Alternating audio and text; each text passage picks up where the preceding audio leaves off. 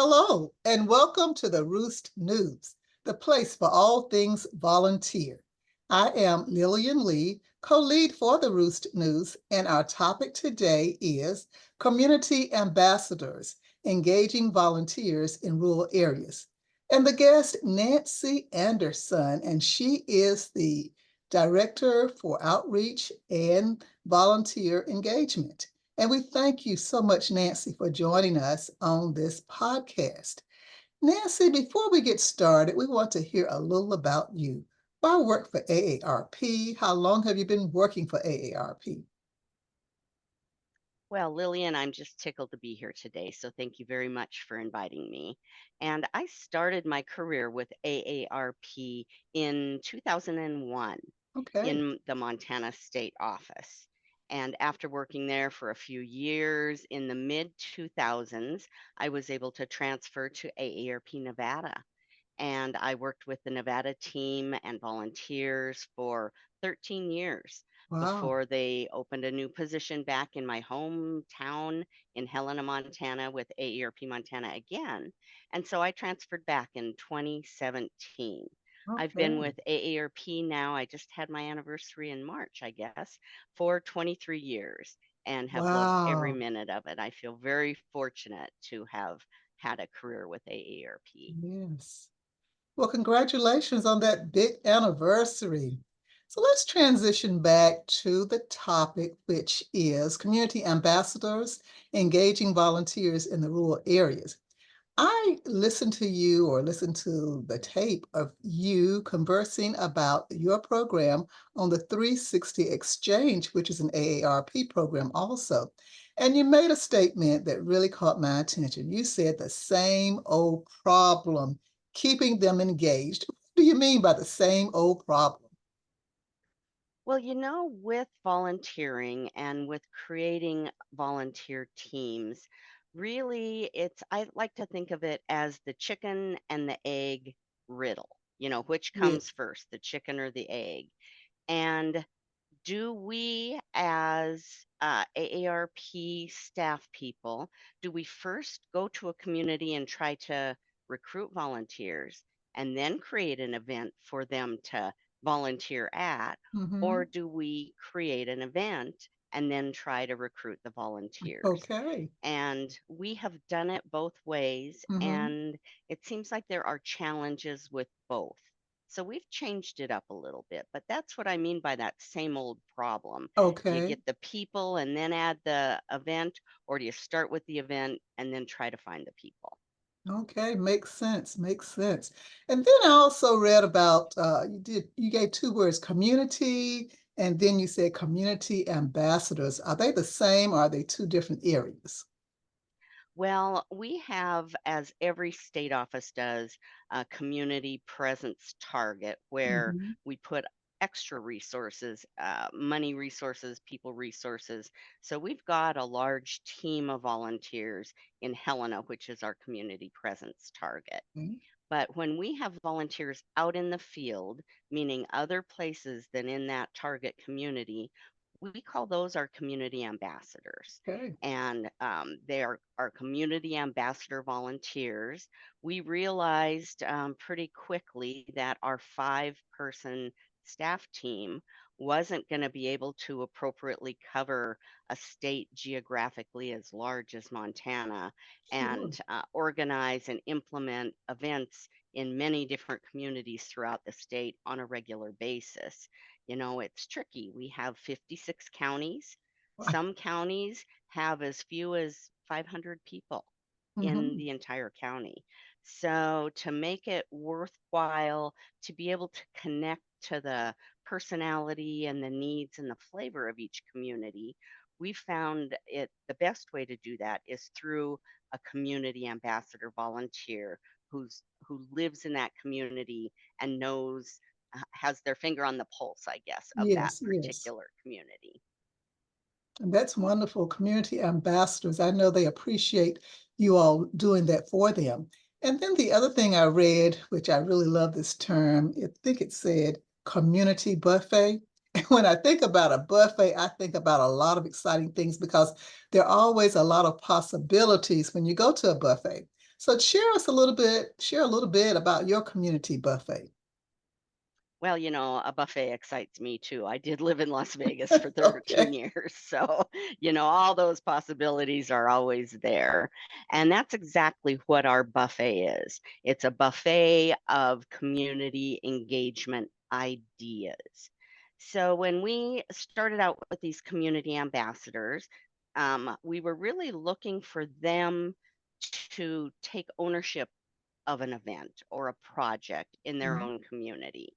And to give them a starting place, we put together what we call our buffet. And it's sorted by AARP issue areas. So Okay. we've got it sorted by caregiving, fraud prevention, livable communities. We also include some of our targeted audiences like veterans, Mhm. American Indians, and rural and frontier. Those are our three target audiences in Montana. So Right. we sort the buffet options along those lines, and they're Mhm. very simple and straightforward. But they give the volunteer an idea of the kinds of things they can do in their community. So that's why we've put it together to kind of give Right. them a starting point. Well, I like that term. I think that is an engaging term to use, and I'm sure that you are having volunteers to say, "Oh, yes, I can find something in a community buffet." Have you found any one area that sort of outweighs the other as far as volunteer participation? Well, it's kind of funny because we went with the buffet for several years, and Mhm. the volunteers were really not picking up on very many of the options that were available. They were waiting for us to say, Okay. "Hey, why don't you have a fraud presentation? Mhm. Why don't you do a community animal food drive to benefit the older residents in your community?" They were Mhm. waiting for us to Mm. give them to take the lead in it. Okay. And so we pulled back a little bit from the buffet. We still give that as options, Sure. but what we've asked them to do is we've empowered them to find a project in their home community that aligns with AARP's issues and initiatives. That really is a passion project for them, something that they're really excited about. And that's what we call our community project awards. Oh, great. And Okay. we will give them funding to back up one of these projects in their community, the thing that they've thought of. Now, it may be something off the buffet. It may be something we've never thought of, but that really has that good line from their project into AARP's issues and benefiting the 50 plus population in their local communities. So that really has taken off rather Right. than having them pick or choose from a buffet. That kind of spurs ideas forward and they Mhm. find what they're really passionate about. And it's made a difference in the communities. It's been Oh, I'm really sure it great. has. Yes.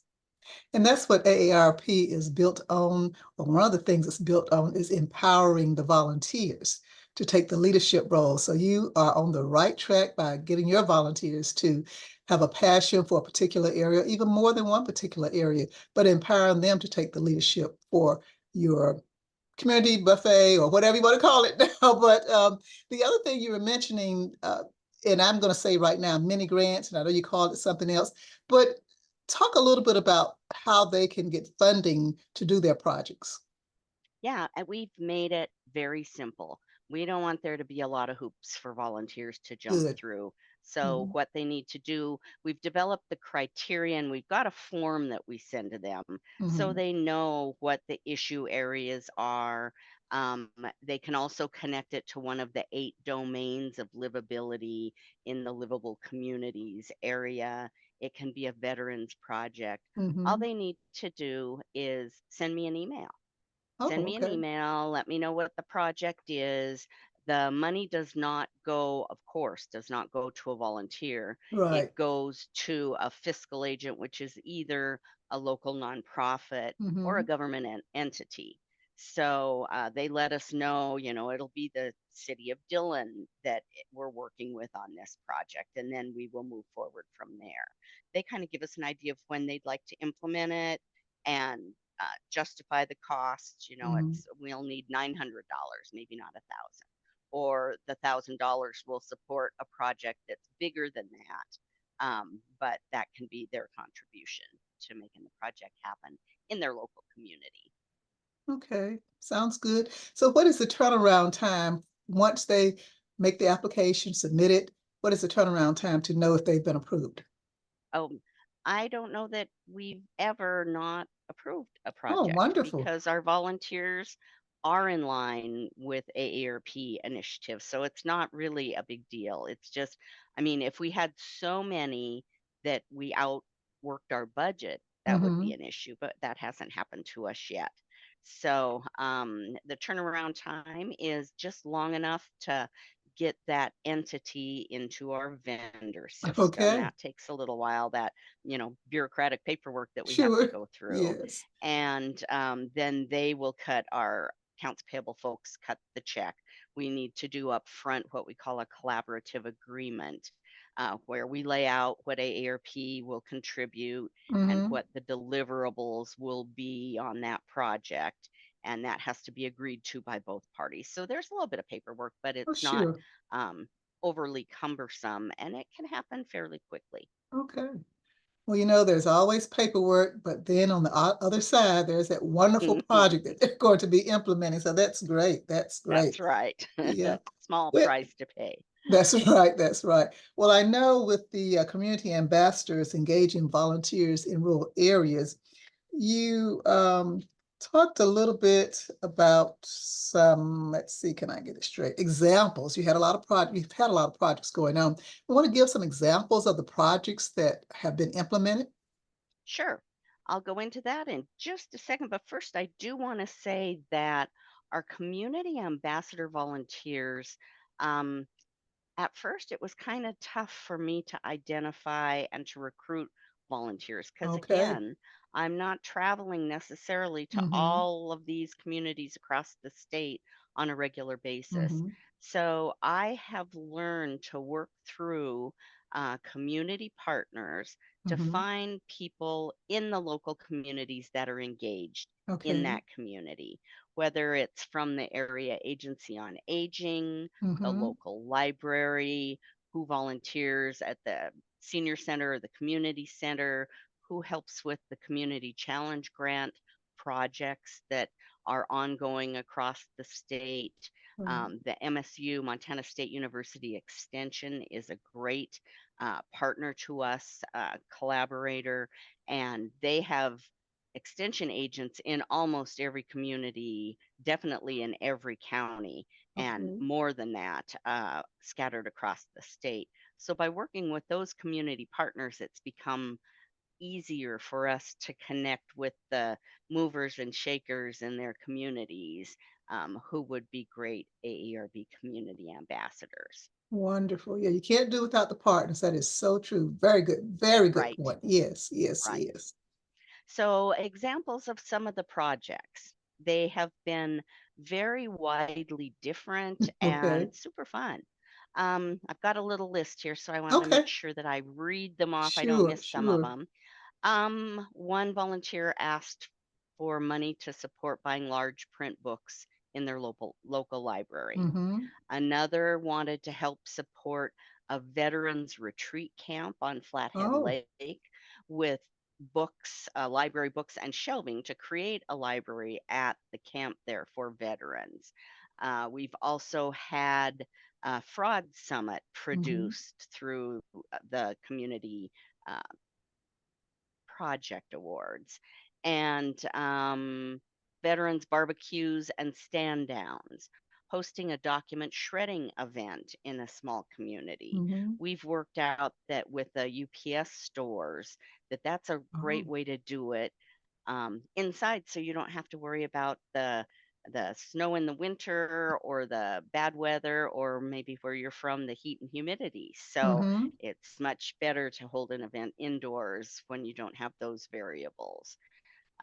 We have sponsored, one volunteer wanted to sponsor the Senior Olympics.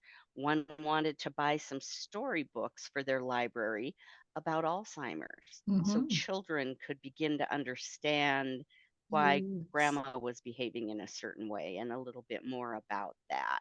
We've done an irrigation system for a small community park, fire resistant shrubbery on a wildfire demonstration project, the kinds of things you should plant around your home if you're in a wildfire zone, and much of Montana is. Fruit trees for a food bank. So Mm. that's a tree that, produces fresh food every year as opposed to just donations of Mm-hmm. canned food. Turkeys for tribes. These are all the kinds of projects. And you can see that they must have been motivated by the volunteer Yes. in that Yes. community because they're so widespread. But they Mm-hmm. all do tie to our issues and our initiatives. And Right. they've made a real impact in those communities. And we're really proud of that. We're proud of our community ambassadors for spearheading those projects. It's been a really great win win for the community, for AARP, and for the volunteer. Wow, such innovative projects too. It's not just, I don't think I heard a similar project in that list that you provided. That is wonderful. Well done, Montana. Yes, yes, Yes, well done, Montana well done. volunteers, well done. Yeah. Yes, Didn't come from volunteers, our well done. buffet So necessarily. we not only have the staff listening, but we also have volunteers. So volunteers, I hope you heard that buffet or that long list of ideas that received money to spearhead projects in their particular part of Montana. So, Nancy, you have given a lot of great information, a lot of food for thought for our staff and volunteers as they look at rural areas of their states as to how to connect. Is there anything else you would like to share with our audiences as we bring this podcast to a close? I guess I think it's important to find people who are engaged in the community. Mhm. That kind of is a built-in skill and talent that some people never engage, but there are those doers, the people that volunteer for lots of things, especially in small communities. Right. So find those people, connect with those people, support them with training and regular Zoom webinars so that we can visit and chat and talk about, share ideas among each other, among the group, and then really give them some motivation and some help. We Yeah. support the money, you do the work. That helps us to make impact across the state without overburdening our staff with having a wide group of, I think we have about 25 or 26 now, community ambassador volunteers that are empowered. They understand the AARP, they know about our initiatives. In addition to their projects, they also share our resources at their libraries and the senior Mhm. and community centers and anywhere throughout the community where they might find our resources useful. So Wow. just find those people, support them, engage them, and it's a win-win for everybody. Okay. Well, something else came to my mind when you said you had about 25 community ambassadors. I just thought about something. Have any of them reached out to others in their community and tried to form a small team to support that project or the projects that they're implementing? On occasion, Okay. but they really seem to. I mean, get the community together. They get their friends. If it's Okay. going to be a shredding event, Sure. they'll get their friends or the people from their garden group or from their church to get together and help with the shredding event. Okay. But they're more episodic folks. We Excellent. haven't Excellent. really had teams build in these small communities, Hmm. but the one volunteer can activate the community when they need it for their Excellent. I project. love that they can activate the community. Well done, Montana. Montana, you have a lot going on. It really sounds great. Really sounds great. Anything else, Nancy? Um, no, nothing that I Okay. can think of. Okay. The one other thing, I guess, is that we have found great success. The Community Challenge Grant Program, I mentioned that briefly, and you and I Mm-hmm. spoke about that a little while ago, actually. Sure. Um, that is such an impactful program. And that really does take a team of people in a community. And it's often a team of people that we have not been connected with. Oh. So, as a state office, I reach out to those project coordinators, and I make sure that they know that AARP Montana is here to help them. And oftentimes we start to build a relationship. They want to know more about our livable communities or the network of age friendly communities. They might want to know about our veterans work. So we build a relationship through time. And Mm-hmm. that's where many of our new community ambassadors are beginning to come from. So those are people involved in large scale projects, Mm-hmm. but that really care about their community and also get the whole project idea. They know the kind of work that it takes to pull Right. something off. So that has been a great place for us to build relationships, and it has turned into community ambassadors and AARP evangelists in the community. Okay. So it's Well, been really this great. is wonderful. And the most important thing is that they live in their community. So they know that community more so than anyone trying to come into that community. They're there, they live it every day. So, Nancy, again, Exactly. we say thank you for telling your story, the Montana AARP story of community ambassadors engaging volunteers in the rural areas. To our staff and to our volunteers, reach out to Nancy at the State Office of Montana. She'd be more than happy to share even more details about this wonderful, wonderful initiative that Montana has going on, looking at the rural areas in Montana. And I know that some of you have rural areas too that you want to reach. So again, we say thank you for listening, and we hope that you will like our podcast as well as, and it is on YouTube, as well as share with your colleagues about our podcast. Not only can they view it on YouTube, but they also may listen to it on their favorite audio platform. So again, from the AARP Roost team, thank you for joining us.